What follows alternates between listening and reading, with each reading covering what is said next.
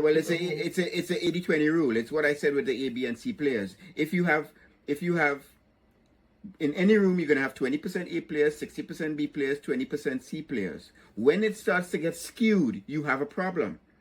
If you have 45% C players, you have a problem.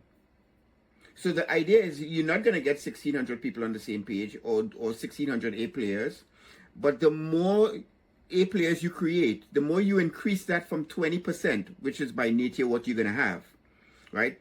With any bad manager, you're going to have 20% A players. If you could increase that to 40% and then they start to train other people, what ends up happening is the way culture is the way we do things. So the way we do things here are going to turn some of those C players into B players, or they will leave because they'll be pressured to do the right thing. They'll be pressured, if I manage in a certain way and I am a leader and it's unacceptable for me to speak to my team in a certain way, then there's no one on my team who's going to be allowed to speak in that way. I determine how you speak to my team if I'm the leader of the team. So if I train the leaders to conduct themselves in a way where they are able to speak in a way where they get a good response and they speak with empathy and respect and smarts, because it's really about just being sensible. The idea is to gain influence, not power.